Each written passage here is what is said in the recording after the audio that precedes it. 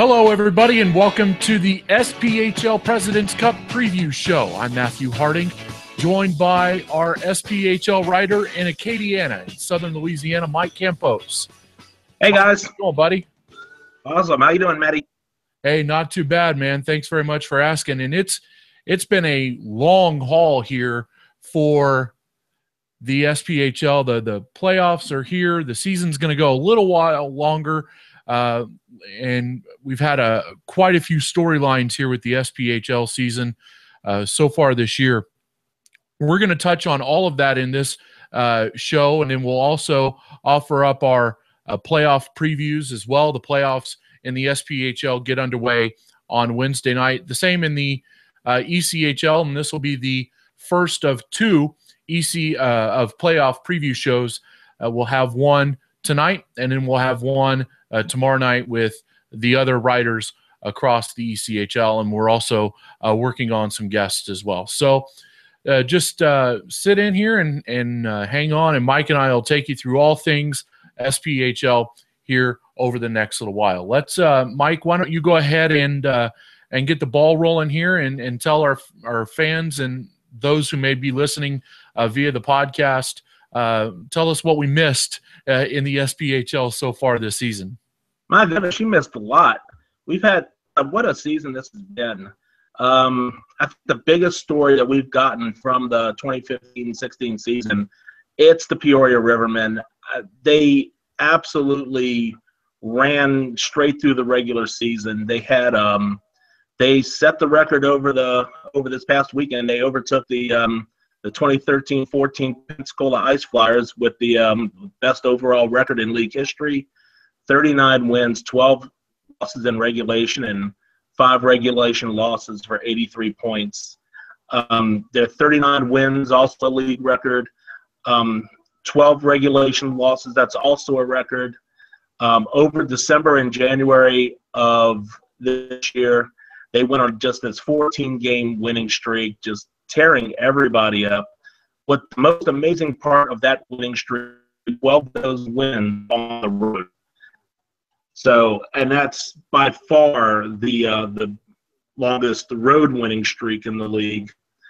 And they did it with timely offense, great defense, and outstanding goaltending. The Rivermen allowed 125 goals this year, which is they shattered the previous record from years back. So Peoria's just been amazing, and they've got a lot to shoot for in the playoffs. They're hoping to bring home their first championship. They've kind of disappointed a bit in the postseason, and we'll touch on that a little later. So, but yeah, God, what a great week this has been, Matt. I mean, we've got the NHL, the ECHL, and the SPHL playoffs all starting at the same time. This week's just going to be crazy. Yeah, if you're a hockey fan at all, this is like Christmas week for you. You get all three of the 4 major hockey leagues in America are going to get going with their playoffs. But I want to talk about the Rivermen here for just a moment, and we've, for those of us who don't really pay much attention to the SPHL, but only kind of in a glancing view, what is, they have former players that I think most people in the ECHL would know. Dave Schnitzny's one of them. Matt Summers was another until he got released recently. What is it about this Peoria team that makes them so special, at least outwardly? I know Kyle Rank has been a great goaltender there this year, and they've all, and as we alluded to a minute ago, the leadership on the back end from a guy like Dave Schnitzny, who was just sitting out there for anybody to claim before the season started. That was real. I'll tell you what, the Dave Schnitzny, oh gosh, I wish I could ever get his name right. I know you ECHL guys, y'all pretty familiar with him. Mm-hmm. But gosh, what a difference maker he has been since joining the Rivermen. I mean, he along Brandon Greenside on the blue line, really the two of them just great offensive-minded defensemen. And that I think this year's team, it's the defense that drives the offense. You don't have fantastic scores with the Rivermen. I mean, you have Adam Stewart, Chris Wilson, the two former Louisiana Ice Gators who really teamed up excellent in the beginning part of the season. When Wilson went on IR in March with an injury, that really affected Stewie as well, with Willie being out. Connor Toomey coming over from Macon, great rookie. He's just been a huge plus. Steve Moore coming back from retirement, and when you look at the defense, Greenside, Shanitsny, I'll get right one of these days. Big Ben Oxgrova on the blue line. He's just such a solid player. Gosh, you look at just how strong they are defensively, and that fuels the offense. I mean, and you have two good goaltenders in Kyle Rank and David Jacobson. And, when you have defensemen who give you easy saves to make, and, Rank and Jacobson are both very solid goaltenders. So it's not spectacular. It's not the pretty kind of hockey that you'll see maybe out of Pensacola, but it's just a workmanlike attitude, well prepared, and they go out there and they play consistently game in and game out.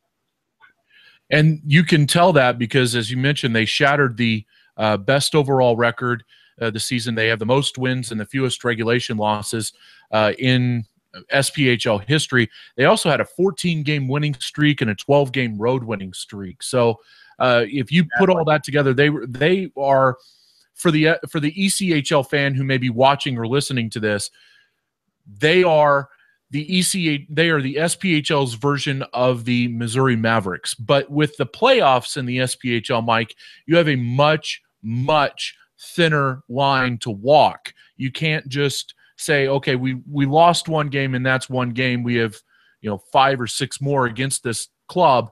You now have 2 more games, and the next game in the SPHL, if you lose it, is an absolute win, or you're going golfing. Exactly, and that's the unique quality of the SPHL playoffs. Every series is a best of 3. So you're going into the playoffs, and you've got one game. You cannot take a game off. You cannot take a shift off. There's no feeling out your opponent in a 3-game series. You have to come out, and you've got to win game 1.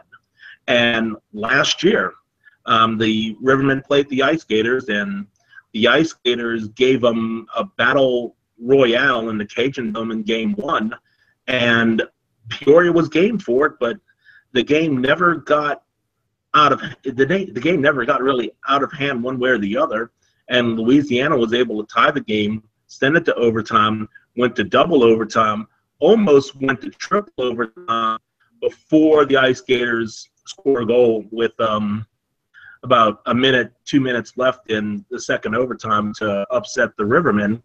And then you're going back to game 2, game 3 in Peoria, and you have to win both games. And the second game of that series was pretty much a walk by Peoria. They had a fantastic game. Game 3 was looking the same way until the Ice Gators came back and tied up the game in the late part of the second period. And next thing you know, they're in overtime again in game 3, and the Ice Gators, through now Peoria Riverman Chris Wilson, scoring the deciding goal against Peoria there, and just the Ice Gators pretty much shocked the league at that time. But that last year's playoffs was very interesting because in the 3 first-round series that you had, all 3 lower-seeded teams won. And you cannot get complacent. You can't sit back. You have to play hard hockey from the first shift to the last. Yeah, and you're exactly right. There's very little, if any, room for error in the SPHL playoffs. Some of the other bigger stories, and we'll get into our full playoff preview here in just a few minutes, but we're going back to putting a bow on the regular season for the SPHL.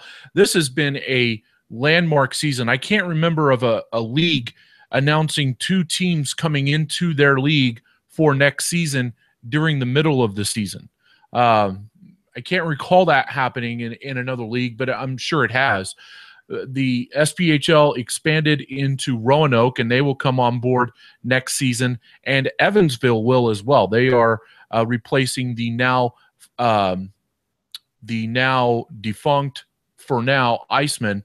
Right. So the team name will be revealed on April Friday. 5th. Yeah, Friday. And so, I can't. It's been a huge year for the SPHL in that regard.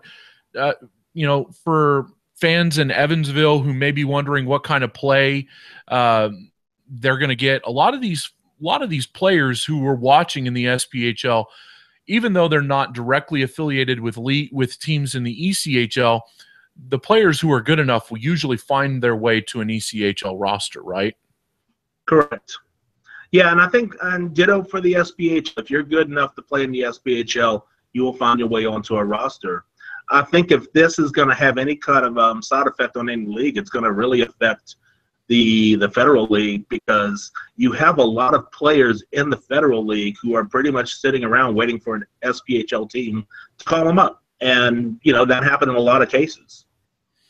Yeah, and I think that we're going to see, maybe some more diminished play out of the Federal League next season. We'll see how this impacts that, and that'll be a story that we'll track here at the sinbin.net. The other huge thing that we've watched this year is the league really take a stand against dirty hits. We've seen Tyler Barr suspended 5 times, ultimately before he was just told to go home.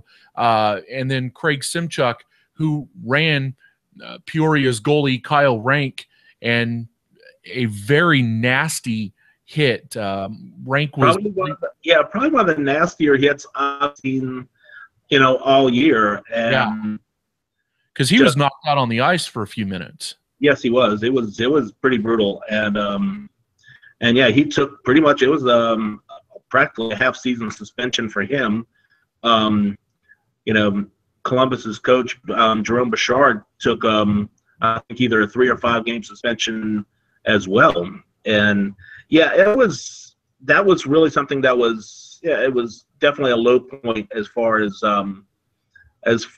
discipline wise there. But the league has taken a lot of steps throughout the season, from the beginning of the season.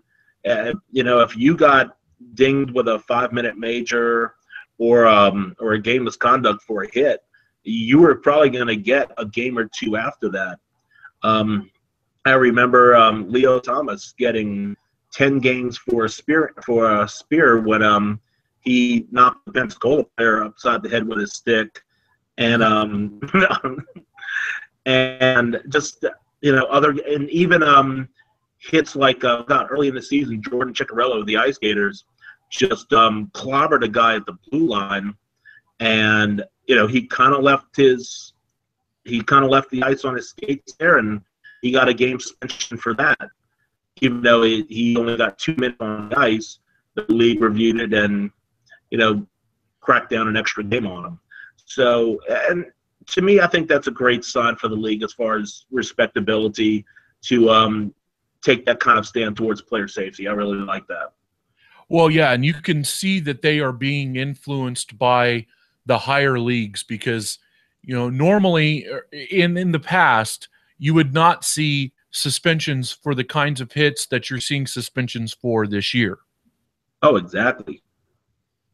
Yeah. So, full marks to the SPHL and Jim Combs and Doug Price and the leadership there at the league office for, just for taking the stand and recognizing that player safety in that league is a factor and a huge deal that they've taken on so far this year. So huge kudos to them, and be interesting to see how they continue to do this, watching or how they continue the discipline in the playoffs, because the play ratchets up. You see, a little bit higher elbows. You see a lot of more finishing of hits. So I will be interested from this angle to see whether the league continues to discipline the more borderline calls that would have gotten suspended earlier in the season. Yeah, that's going to be really interesting to watch this year. I know, generally when you see postseason hockey, the refs like to let them play, and they'll swallow the whistles, and you won't see the kind of borderline minor penalties that you normally get in the regular season. And to me, I like that. I like seeing play settled on the ice and not by the guys with the stripes. But yeah, when play does get out of hand, you do have to crack down, and you still have to remember these guys. These are guys with lives, and they've got families, and you want to take care of these guys as best you can, and not get ridiculously unsafe out there. Yeah. So hopefully they will continue to do that, and we'll see moving forward. This is the time of year where good hard hockey generally wins games, but and emotions get involved, and players really get in tune with the game. We'll just have to see how long or how strident the league is in continuing their mode of discipline. We also are coming up on the time when the SPHL will announce their league awards. And so, Mike has done a great job of doing his awards and the unofficial awards. And Mike, I'll go ahead and let you talk about the awards, those who you think will get the league awards, and give us a little bit of a reason as to why you believe those coaches and players will win those awards. I love awards. I love giving out trophies and everything. And who doesn't? Those are actually, I think one big trophy right now has to be given out to the fans of the Huntsville Havoc. All 117,298 of you, because you guys just set the SPHL attendance record. Good job. I mean, it's great to see Huntsville. They're such a great city for hockey. You've got, the Havoc. You've got the, Alabama Huntsville hockey team playing Division I. Huntsville is the new hockey capital of the South, and good for them. Another big thing, some of the records that we saw set this year was one game in particular between the Ice Gators and River Kings, where the shootout went 15 rounds before it was finally settled.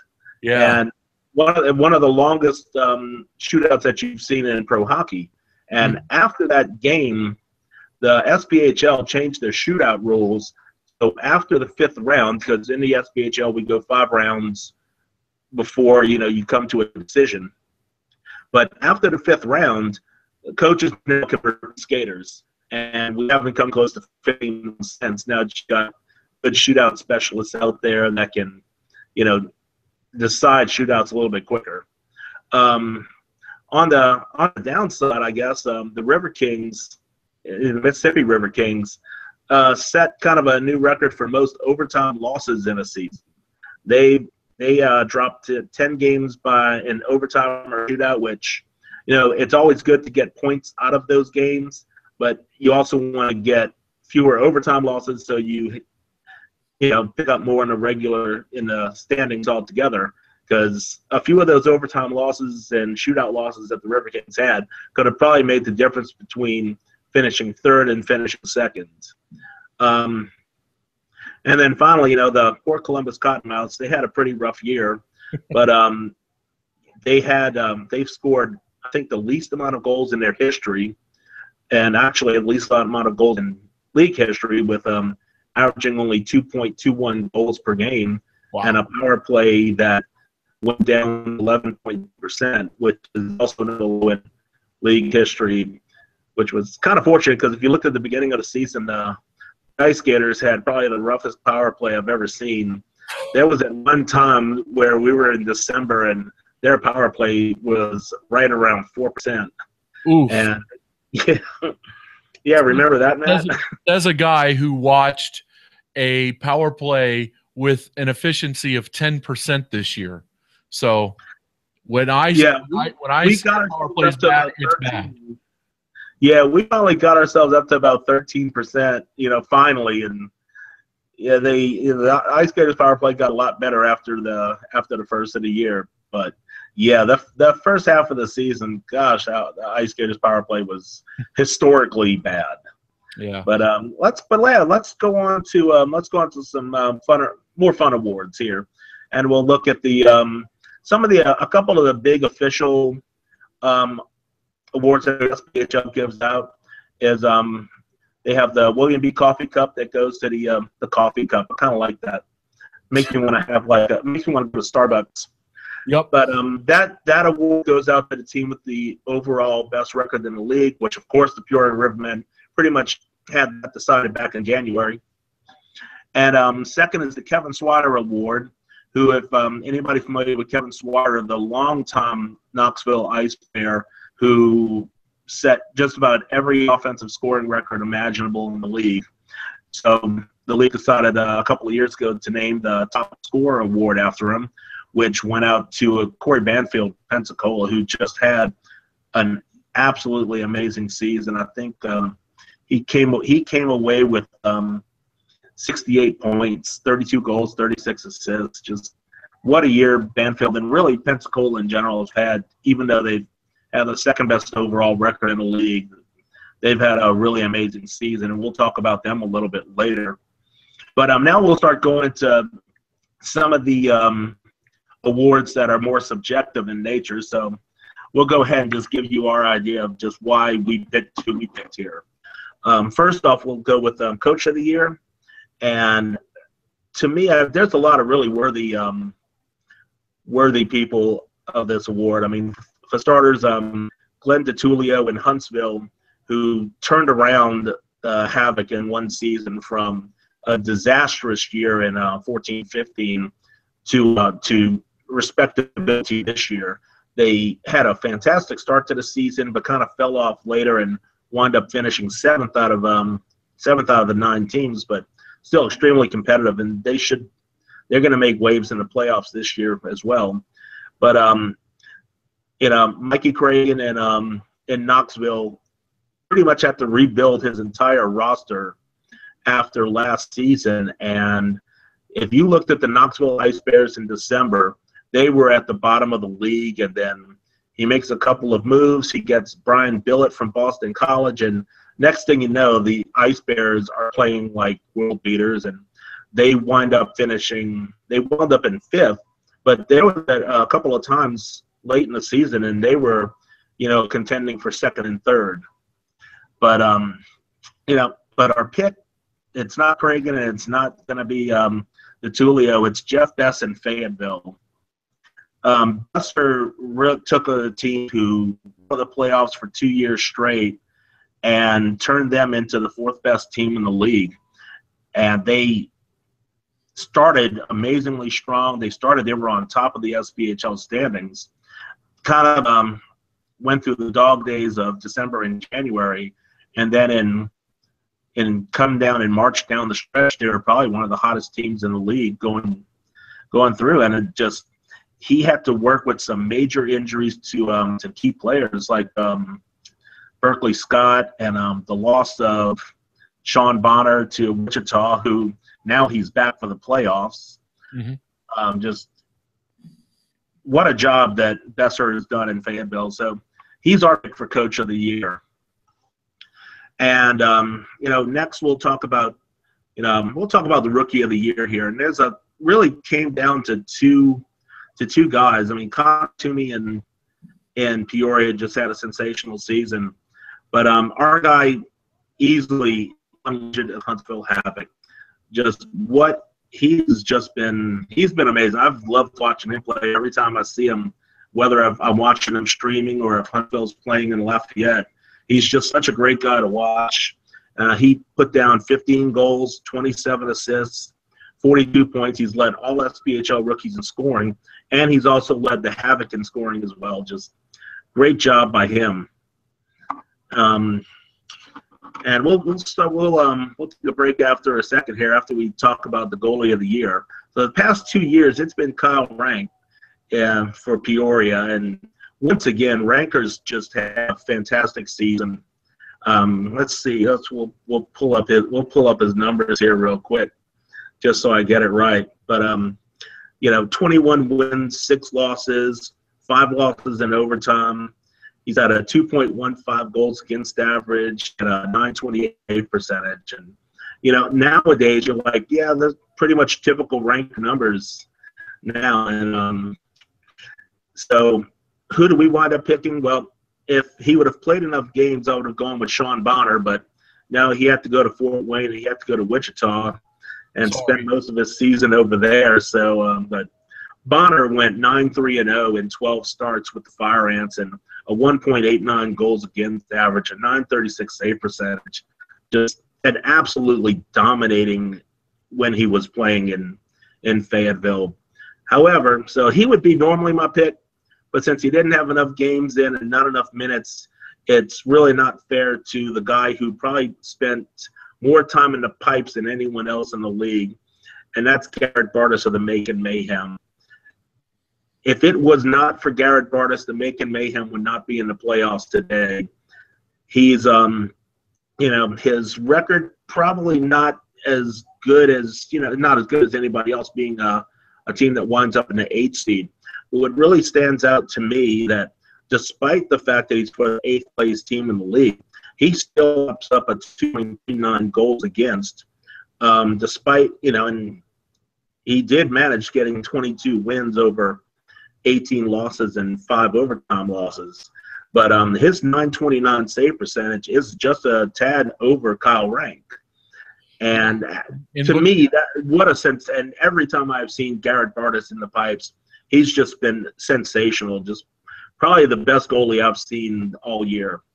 So, we'll take a break here. If you've heard of, if you know any of these guys, just tell us what your thoughts were on Sean Bonner and his time with Wichita. I thought Sean Bonner came in and played really well. A little backstory for our SPHL viewers and listeners. Here in Wichita, Grant Rollheiser was out with a lower body injury for the rest of the year. Heard it was a knee. It didn't matter. The organization called it a lower body injury. In came Sean Bonner, and he'd had some success this season in Fort Wayne, and I wanted to see more, whether it was the structure that was playing in front of him or whether it was the actual goaltender himself. And Bonner came in and played very well, assimilated himself very quickly with not only the team but the fans here in Wichita. And so, very, very pleased with Sean Bonner. Hopefully he gets a call back up again next year, and he goes out and he gets an actual ECHL job next year. This is not Bonner's first tour of duty with the Wichita Thunder. He did play with the team back last season in 14-15. So Kevin McClellan knows Sean Bonner really well, and it was as easy as getting a phone call. But as we kind of transition into the playoff matchups here, you were talking about the matchup between Peoria and Macon, and we'll get into the reason why this is being played at Peoria's practice rink in just a moment. But the matchup to me of that could swing this series is really in net between Kyle Rank and Garrett Bartis. As you say, Mike, you're predicting that Bartis will be the goaltender of the year in the SPHL, a 929 save percentage, which is just a hair above Kyle Rank's 928. Bartis does have a higher goals against average, 239, compared to Rank's 215 goals against average, and the wins and losses are a little bit more heavily favored toward Kyle Rank's side. But, you get two good goaltenders like this. You don't see that in a 1-8 matchup very much. And to me, I think that this is going to put the onus more on the offense for each side to score and get that equalizer, and then the defense and the goaltending can shut it down for either side here very soon. I think if Macon goes in to Peoria's practice rink and they win a game, then it is definitely, or actually the first game's in Macon, I'm sorry. So if Macon goes in there and wins the first game before traveling to Peoria's practice rink, I think the Peoria Rivermen have to be in pucker mode. Oh, absolutely. And this would be just a mirror image of last year's playoffs for Peoria, where they played game 1 on the road. And that's one of the downsides of being a team that logistically is such a long drive from their playoff opponent, is that yes, you play your first game on the road and the next two at your barn. So, and I think that's one of the keys, and that's when talking about that particular series, one of the big keys to victory for Macon is to keep it low scoring and to play defensive hockey, to give Garrett Bartis everything that he needs to succeed and to keep keep pucks from getting behind him. Don't let Peoria get deep on them. They need to back check aggressively, and let Bartis make easy saves. So if they can do that, they'll give Riverman fits. If you're put a handicap on it, what is a defensive hockey game for you? Is it 2-1, 2-0? I mean, where's a ceiling for the number of goals that Macon can give up and still feel comfortable about winning a game? I think if they allow any more than 2 goals in a game, then 2 is going to be pretty much right at the over/under line of that. They're gonna have to keep Peoria. And I'll say this: if Peoria jumps out to a 2-goal lead in the first period, they're going to start running away with it. Mm-hmm. Because if they get their second goal late in the third period, then it's a different game altogether. Right. So Peoria is going to want to go out game one and light them up offensively as much as humanly possible. They want to get playoff monkey off of their back. They don't want to go for the third straight year bowing out in the first round.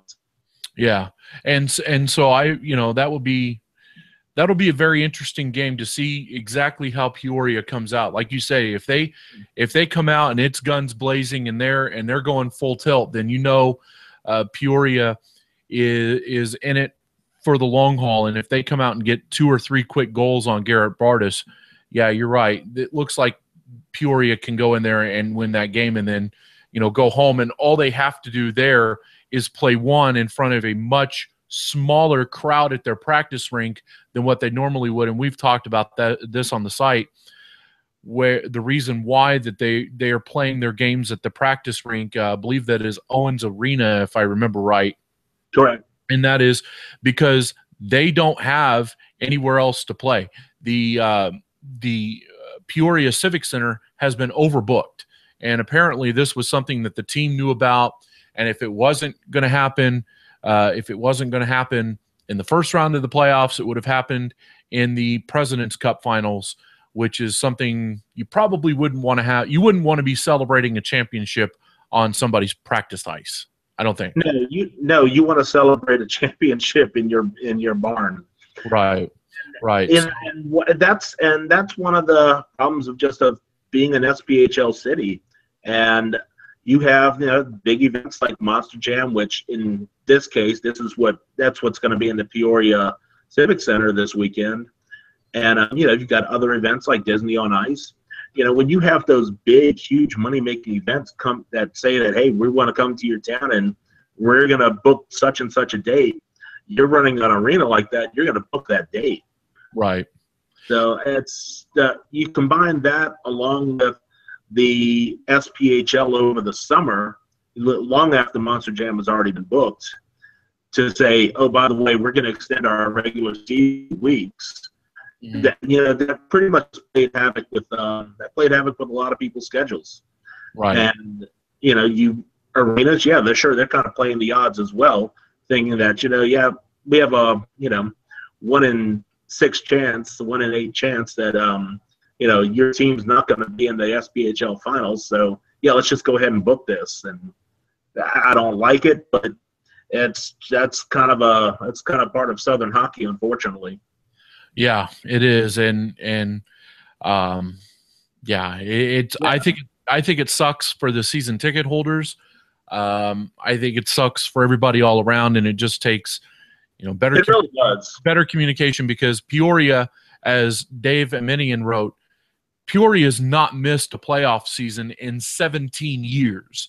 You pretty much know, and you pretty much know, as long as Jangai Trudeau is going to be in Peoria, that they're going to make the playoffs. It's not hard you'd have to work really hard to miss the playoffs in the Southern Pro Hockey League. It's hard to miss the in the SPHL, that's for sure. Yeah. So, I mean, hopefully over the summer the sides will be able to extend the schedule out far enough that, incidents like this won't happen again. We'll move on to the other playoff series here as we continue on the SPHL President's Cup playoff preview show. Matthew Harding along with Mike Campos from Lafayette, Louisiana, joining you here on YouTube this evening, and we'll also have this available on a podcast, and that podcast will drop on Tuesdays. So if you miss anything here in our YouTube show, head on over to the podcast on iTunes, and we'll have it there for you. The next matchup we'll talk about is the number 2 seeded Pensacola Ice Flyers against the number 7 Huntsville Havoc, and this is a matchup that has some familiarity with it. This is the third preseason or postseason meeting rather between the two clubs. Huntsville went 2-1 over Pensacola in the 2010 opening round of the playoffs, and then in the finals in 2013, Pensacola won I believe that is the second of their back-to-back titles. Am I right? Yep, that was the first. Okay, the first of their back-to-back titles over Huntsville in the 2013 President's Cup final. Again, another scheduling snafu here, because they're going to actually play a game in Columbus should this get to a game 3. Right, so Columbus at least gets to see some playoff hockey. Maybe. Ooh. Oh, shots fired. There you go. Wouldn't be a YouTube special without some Campos bombs. Oh, sorry about that, guys. But yes, gosh, and that's another thing that really tweaks me too. I mean, you're talking about the Pensacola Base Center getting overbooked for an SPHL playoff game. Come on, this is Pensacola and Peoria for Christ's sakes. I mean, if it's Cajun Dome, and even the Cajun Dome is going to have some scheduling issues should the Ice Gators go far in the playoffs. But, the Cajun Dome, I almost understand the Cajun Dome for a point because, the Ice Gators don't draw like Pensacola and Peoria. Those teams draw 4,000 a game, and the Ice Gators draw 2,000. And, sometimes, there's strength in numbers, and you're not seeing that this year. You're seeing, two very established teams with great fan bases suddenly, having to move arenas in the first round, and which in normal cases this would be the President's Cup final. Right. Definitely not a good look for them. That's one of those things Scott tweaks me, but I'll tell you one thing that I'm really looking forward to this particular playoff series. These two teams, the Ice Flyers and the Havoc, God, they don't like each other. This has been a pretty spirited rivalry this year. Both of these teams have they've combined for some serious. Gosh, let's see if I wonder if I had this. Yes, I did. 50.7 penalty minutes per game between the teams. Wow. Throughout the entire season. These teams get chippy, and it's just it's the Havoc. They're probably one of the league's most I think they are the league's most penalized team. Beginning of the season, the Havoc were averaging about 40 to 45 penalty minutes per game. They were dropping the gloves with everyone and their grandmother. And Pensacola's another team. They don't back down, but they play a type of hockey that is. To me, I think they probably play the smoothest game in the league. They have the best scoring line with Corey Banfield, Adam Pollock, and Joe Caveney. Those three guys combined for just an insane amount. Gosh, how many? Let's see if I had how many points those guys combined for. It's somewhere in the range of like I'll look this up right now. 179 points between the three of them. And 25 points against Huntsville this season. Yeah. And they're the three of them together, they are deadly. They're precise. They are so fun to watch out there on the ice. But and Huntsville, they're a very aggressive back-checking team. They're very physical. The two teams, it's like fire and ice, and it's going to be an entertaining series. And it's going to be one of those series that's going to go 3 games. And that third game is going to be played on neutral ice. So very fascinating series we're going to see with these guys. Can Huntsville win this series if John Lidgett is not the focal point of the offense? You know, it's going to be difficult. I think there's going to be a huge weight on John Lidgett's shoulders in this series.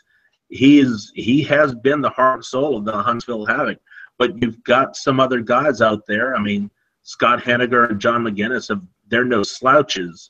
And I think if you see Pensacola's defense paying too much attention to Lidgett, you're going to have some other guys that's going to burn you. You look at their roster, and those guys, they're very solid. Kyle McNeil, the old former Fayetteville Fire Ant, he's another solid physical player.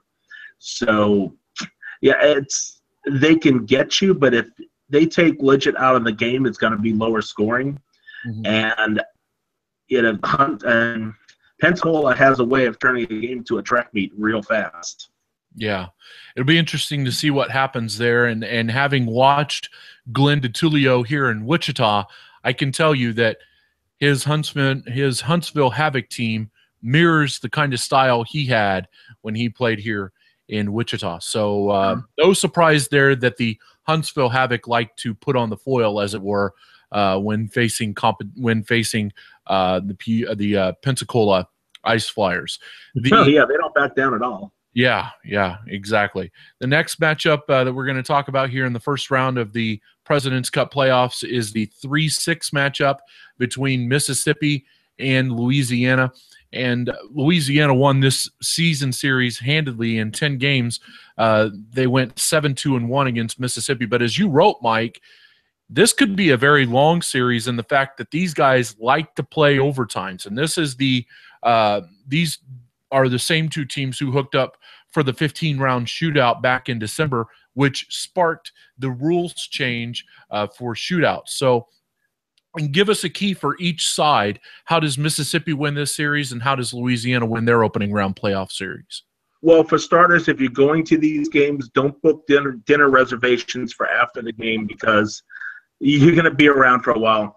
It wouldn't surprise me in the least if 2 out of 3 of these games go to overtime. Oh. And if this series doesn't go 3 games, I'll be amazed. But really? Oh, absolutely. These teams, they play very tight. They play very close to one another. It's so evenly matched that we're going to have a lot of fun watching this game. But the River Kings, if there's a way for the River Kings to win, they've got to start taking some chances offensively. They kind of sit back a little bit against the Ice Gators. And you've got guys like Devin Mantha, and you've got guys like Lyndon Bain and Leo Thomas, who's now back from Fort Wayne. Those guys can generate some offense, and they're going to have to do that against the Ice Gators. You can't afford to get into, 3-2, 2-1 games against the Ice Gators. If you get into a 1-goal game against Louisiana, it's going to wind up going to overtime, because that's just what the Ice Gators will do to you. Yeah. But the Ice Gators have dominated this series, and they've done so with a good workmanlike fashion against Mississippi. They counterattack well.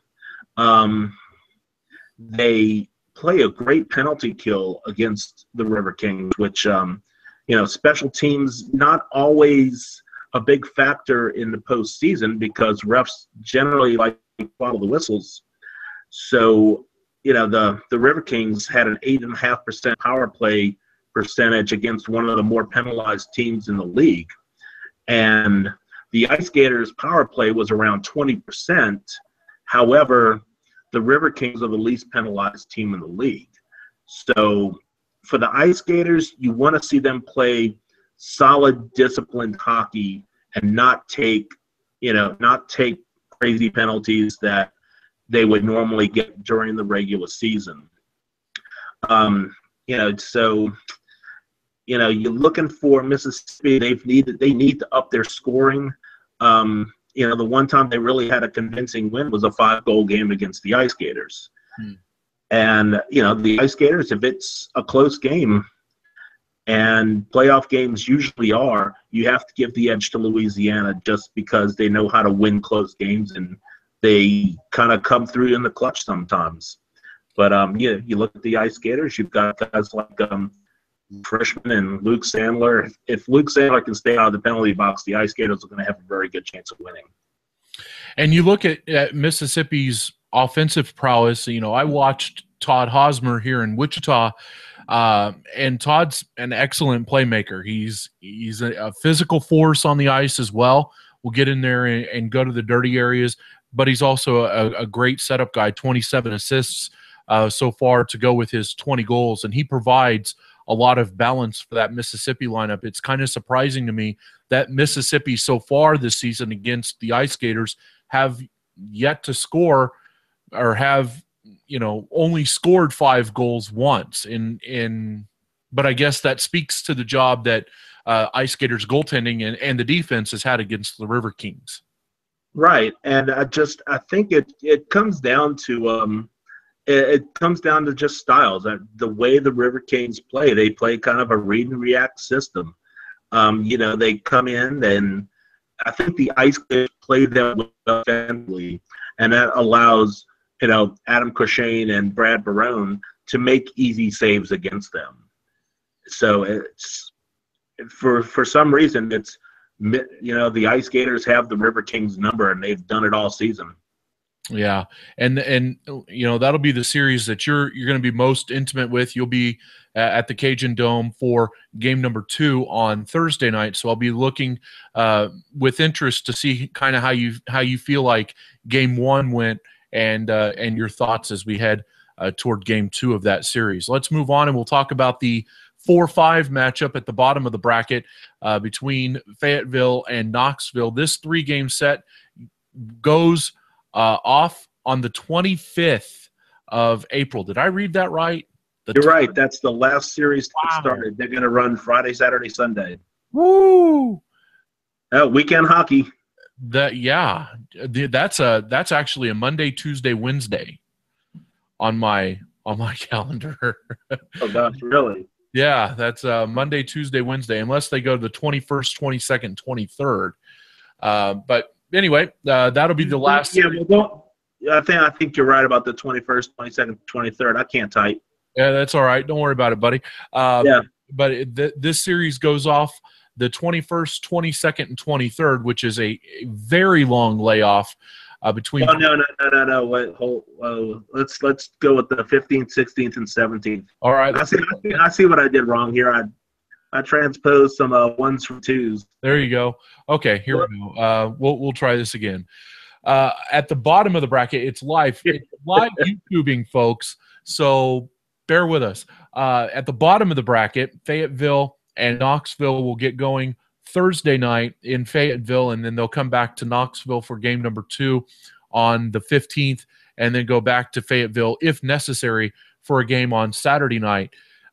These guys, these two squads also have quite a bit of postseason experience. Fayetteville won 2-0 in the 2007 President's Cup semifinals. Knoxville won 4-3 in the 2009 finals, and Fayetteville won 2-1 in the 2010 first round of the President's Cup playoffs. Knoxville opens up their title defense with your coach of the year in Jeff Best. Mike, go ahead and break down this matchup for us here as well. I'll tell you what. I mean, both these are probably the 2 hottest teams in the league right now. Knoxville and Fayetteville both finished really strong. They both finished 6-2-2 over their last 10 games. And this has been kind of a tale of 2 cities in this series. Fayetteville dominated the early going. They had, like Zach Caribou in. They still had Berkeley Scott. They still had Sean Bonner. And they dominated the series from a rebuilding Knoxville Ice Bears squad. The Fire Ants took 3 of the first 4 games in that series, going right up to the first of the year. And once the Ice Bears got Billet from Boston College, the series took on a whole different tone. The Ice Bears kind of really rebuilt their team on the fly, and it really started coming together in January. And the Ice Bears just went and took the last 5 games of that series. And, most of the 4 of those 5 games were at the Knoxville Civic Center. So, the home team kind of has an edge in this series to a point. You've got, Sean Bonner now. He's back with Fayetteville for the series. That is a game changer right there. I'm almost thinking about reversing my prediction here in that series there, just because Sean Bonner is this now is starting to look like a goalie duel between Sean Bonner and whichever one of the Bryans that Mike Cragen decides to put in net. He'll probably go with Brian Billet for starters, but if he falters in the least, he's got Brian Hansen. Hincy is probably the SPHL's version of Jonathan Quick. He is the best big game goalie in the league. In the postseason, the guy literally backstopped the Ice Bears to the title last year, and he's playing pretty close to the top of his game right now. You look at Fayetteville. Fayetteville's got Josh McQuaid. He's playing on top of his game. Kyle Gibbons and Nick Lazorko, those 3 have proven to be a very good combination for Fayetteville down the stretch, and they're going to have to deliver in the playoffs if they're going to be successful. Because, you've got, Joe Mano and Derek Elliott. They're also a fine second-line combination for them. Cole Wilson's proven to be really good. Parker Van Busker's been very good in the net for Fayetteville. Is he Sean Bonner? No, he's not. So, yeah, I think Jeff Best would be crazy to not go with Sean Bonner in the net, especially given that, he's going to have a whole week of practice with his team to get himself acclimated back to SPHL hockey. So this is going to be an entertaining series, and it's definitely going to go 3 games.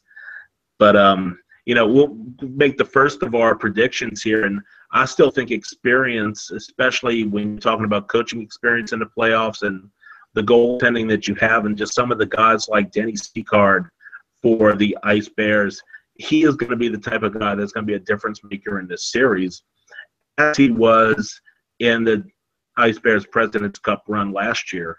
If you want to talk about an X factor for the playoffs, Denny Seacard is that guy, and he's pretty much the reason why I'm going to say that the Ice Bears are going to get past the Fire Ants in 3 games. Yeah, I would agree with you there. When it comes to the playoffs, you never, I will go contrary to what you were saying. I think the big game goalie gets the start here. I think it's time to ride or die, and once and Brian Billet can do that. I think Brian Hintz, not Brian Billet, but I think Brian Hintz is Mike Cragen's ride or die guy here in the playoffs, knowing the very, very thin margin of error that you have here. You need everybody at their best, and you need the hot hand. So I think he'll go with that. I think with you, it'll be a great series. I think Knoxville beats Fayetteville, but I think it's a sweep 2-0. I don't know if Fayetteville has the players to keep it going, as it were, and Knoxville has, as you said, swept Fayetteville the last 5 games. So there's no reason why I don't think they should take that on the road and get 1 in Fayetteville and then come back and finish it off in Knoxville. And then it's gonna be one to see. We'll see. We're gonna see who's now watch. It's gonna be watch. No one else is gonna be Fayetteville in 2. Right. Right, yeah. And then as we work our way back up the bracket, who do you have in the Louisiana-Mississippi series, Mike? Again, this is going to be another series that's going to go 3 games.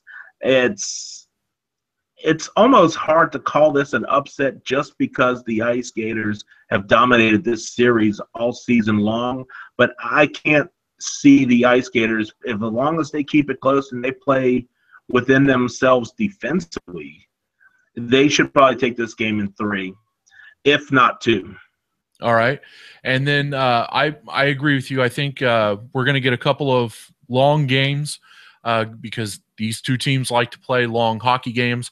I think Louisiana does take the I don't know if you'd call that an upset or not. I don't know if you would really call anything outside of the 1-8 matchup in the SPHL an upset, but I think I'll take Louisiana there with you as well. How about Pensacola and Huntsville? Pensacola and Huntsville, God, I'm going to love this series. This one just may be dominating the streaming screen if I have some free time to watch it, just because the way these two teams go at it, it's just going to be so much fun. But this series will go to Columbus. These teams have played a couple of weekend series earlier in the year, and they have split them both times. So there is no reason why I don't think these teams, familiar as they are with each other, they're going to split the first 2 games. It's going to Columbus, but I think eventually Pensacola will wear down Huntsville in a 3rd game. They're going to take this series. I don't see how they don't. I just think once you take John Lidgett out of the offense for Huntsville, that you win the series. I think Pensacola wins this in 2. I don't think they get back to Columbus on that one. So for me, I think Pensacola sweeps Huntsville. And then how about the 1-8 matchup here, Peoria over Macon? Or Peoria, actually, I just gave our predictions. We both are, I think. I think we're both finally in agreement here. I think Peoria gets the monkey off their back in this series because but yeah, Peoria needs to get off to a fast start. They're good at getting off the fast starts. They've got the horses, they've got the goaltending, and they've got a great defense. They're going to be very hard to take down in the playoffs, but yeah, it's going to be a sweep. Peoria. So how would the bracket then evolve if it were Peoria, Pensacola, Louisiana, and Knoxville? Who would our second round matchups be? Well, you know what? I can tell you that. If we go to the semifinals, that's just our projections are correct here. I think it would be because we know so much. I think it would be Peoria, Louisiana, Pensacola, Knoxville. Yes, and oh my God, Peoria versus Louisiana in the playoffs. Gosh, that's gonna be fun. Your head might explode. That might. That's gonna be must see TV. Grab the Max Quarter Pounders, chicken nuggets, and Happy Meals because Jean-Guy Trudel's coming to town. Yep. Yep. Oh my goodness, that is such Peoria and Louisiana in the postseason. God, what a rivalry that is. Yeah. And Pensacola and Knoxville.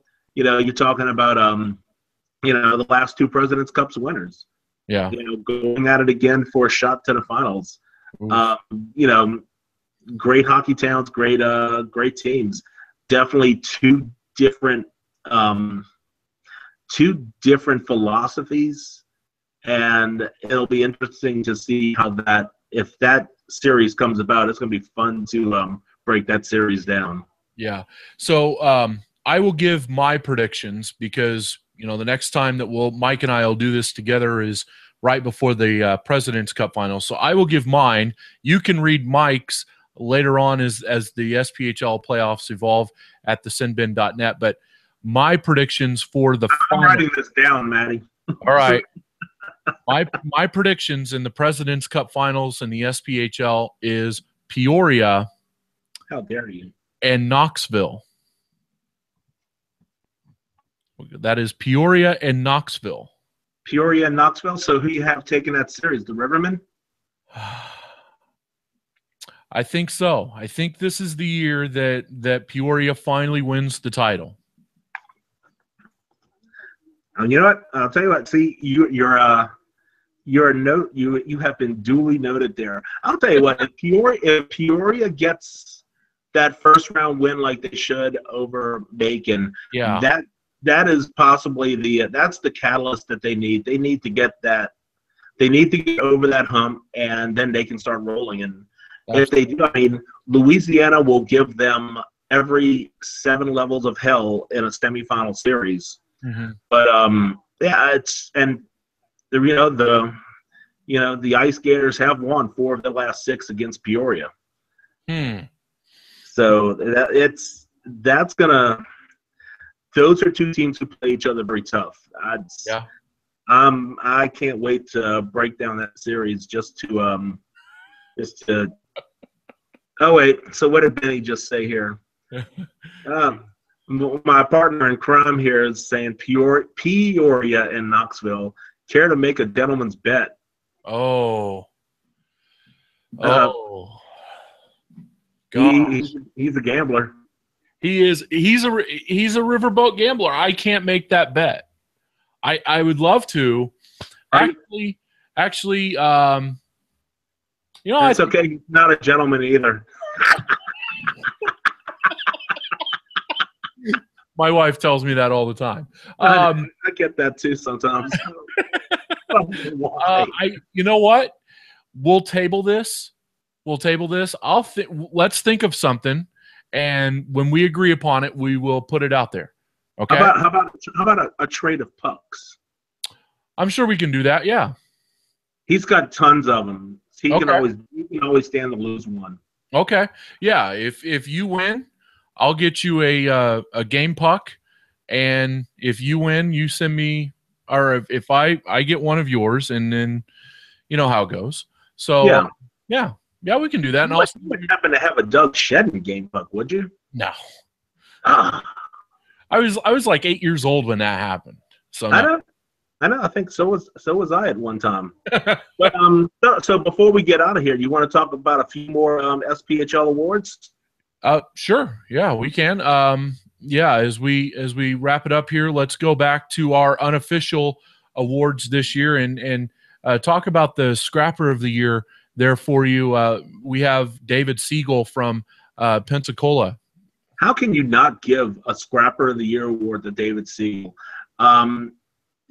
Typically, see, that what I would normally do for an award like this is I would give it to the guy who has gotten into the most fights in the league in that year, which in this case, it would be Jeremy Behrens of the Huntsville Havoc, who seems to find himself in a scrap every game.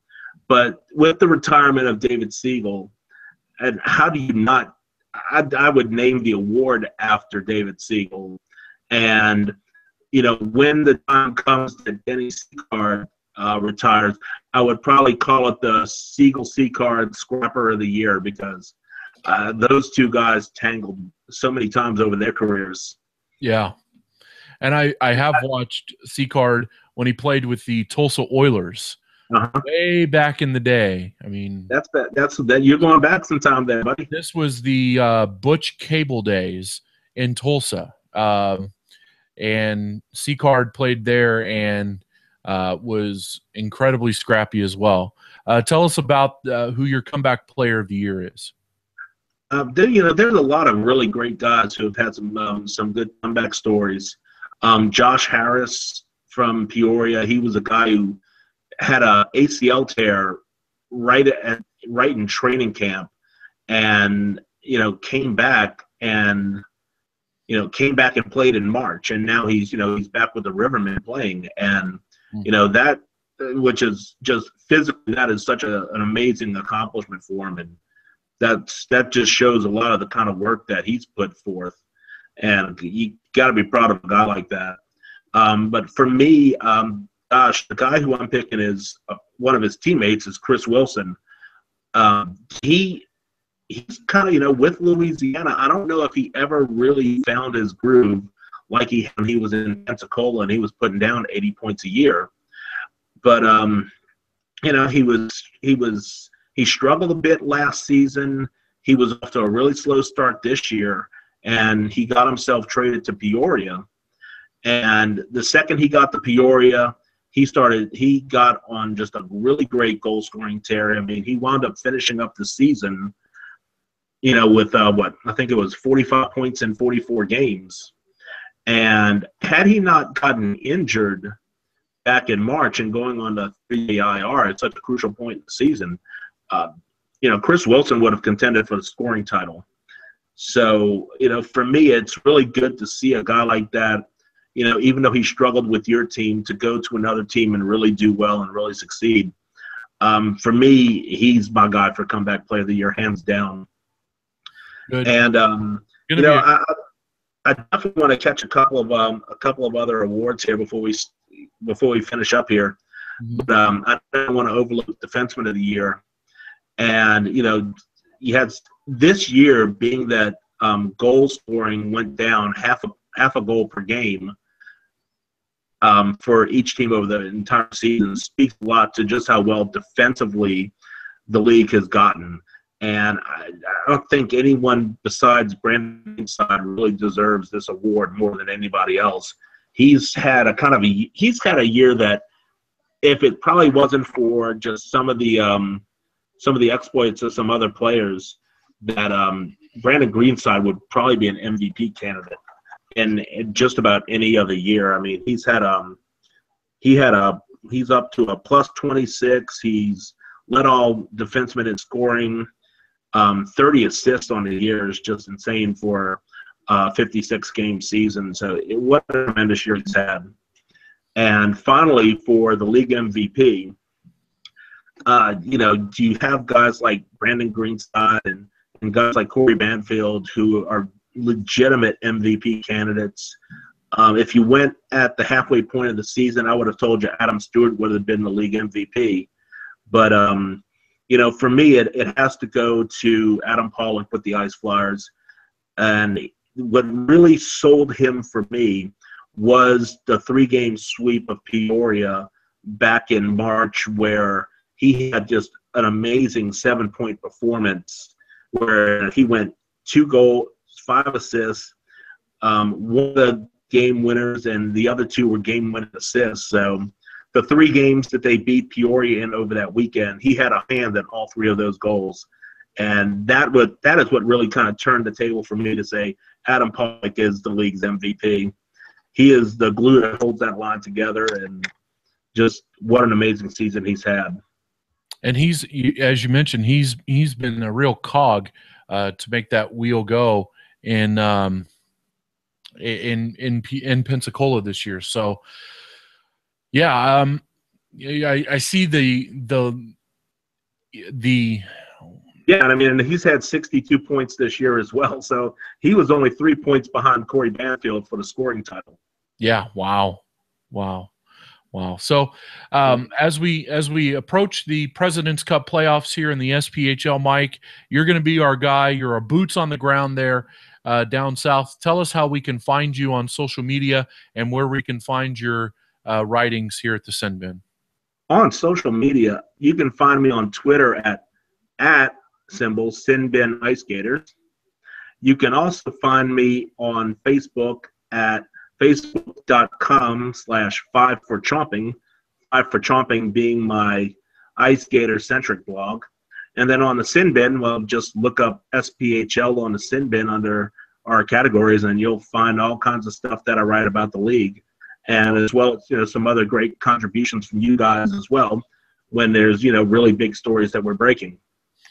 Yeah, and we have done that, and we'll be adding Mike Finazzo down to the SPHL roster as we get toward next season. Mike will be covering the Evansville announcement for us on Friday, so be looking for information from Mike as we approach that. Yeah, if he wants, he can cover the whole northern half of the league. We'll have to talk to him about that maybe next year. So maybe next year. Put that guy to work. Yeah, right. As if he hasn't had enough work already with us this year. I know. Yeah. Well, if he can handle the responsibility, I'm just all for it. Yeah, absolutely. Yeah. So there you go. Well, thank you very much, Mike, for all your hard work for us this year in the Southern Pro Hockey League. You've really helped open the door to a lot of those fans and bringing them into the sin bin and really shining a light down there on the good talent that has been displayed down there in the Southern Pro Hockey League. So thank you very much for all you do for us. Well, thank you, Matt. And I'll tell you what, the SPHL, it's a great league with some great players.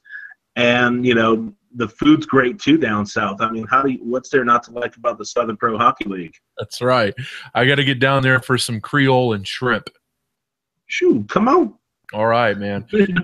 Absolutely. Hey, you know, we'll have a tailgate for you. All right, sounds good. Well, let's do this again as we get toward the President's Cup Finals, which should be, as we look at the schedule here, sometime toward the end of the month, right? Yeah, let's do this again in 2 weeks. All right, sounds good. Thank you very much for watching us and on YouTube or watching our playoff preview show and on the podcast at itunes.com/thesinbin. Thank you very much for listening to us there as well. For Mike Campos, I'm Matthew Harding. Thank you very much for watching and listening. We'll talk to you here in a couple of weeks as we preview the SPHL President's Cup Finals. So long for now. So long.